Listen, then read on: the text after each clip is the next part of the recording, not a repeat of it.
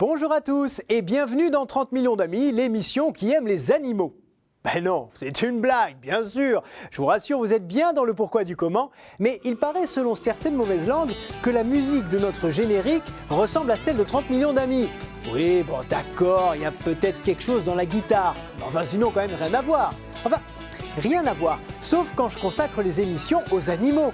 Eh oui, rappelez-vous, en juin dernier, on avait découvert pourquoi un chien s'appelle le Saint-Bernard. Eh bien aujourd'hui, dans la série Le meilleur ami de l'homme, je vous propose l'épisode 2, pourquoi une race de chien a pris le nom de Saint-Hubert. La réponse, c'est tout de suite. Déjà, qui est ce fameux Saint-Hubert ? Eh bien, il est né au 7e siècle de notre ère d'une famille de la noblesse d'Aquitaine.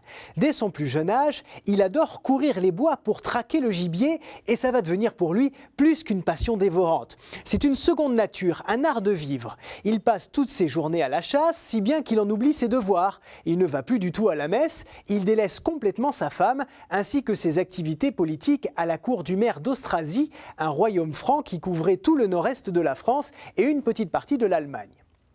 La légende raconte qu'un jour, Hubert organise une grande battue un vendredi saint, au lieu de se rendre à l'église. Pendant la journée, il s'éloigne de ses invités et s'enfonce dans la forêt à la recherche de gibier. C'est alors qu'il aperçoit un dit corps blanc, c'est-à-dire un cerf âgé de 7 ans qui porte 5 petites cornes sur chacun des bois. Il le suit le plus discrètement possible, prêt à lui décrocher une flèche.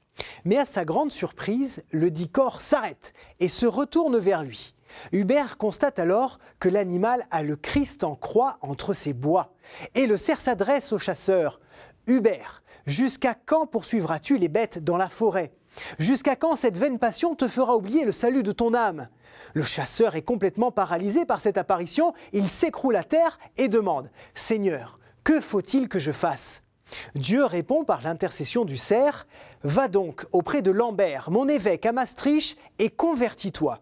Je te fais confiance, Hubert, afin que mon église en ces régions sauvages soit par toi grandement fortifiée. » Hubert s'exécute, il abandonne ses terres, ses fonctions politiques, sa famille et se convertit.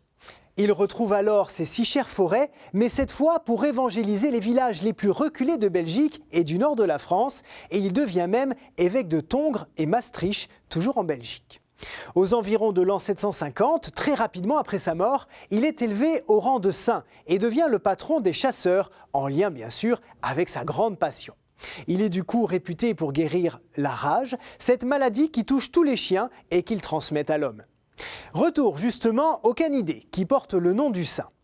Il faut savoir que leurs ancêtres sont utilisés depuis le Moyen-Âge à l'occasion de parties de chasse à courre. Ils sont déjà réputés pour leur flair, leur robustesse et leur endurance. Notre cher Hubert en possédait lui aussi. Il s'était constitué une grande meute pour l'accompagner dans ses sorties.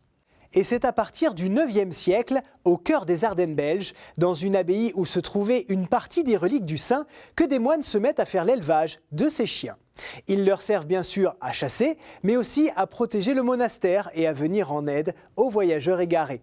Un peu comme le Saint-Bernard, mais à la campagne quoi.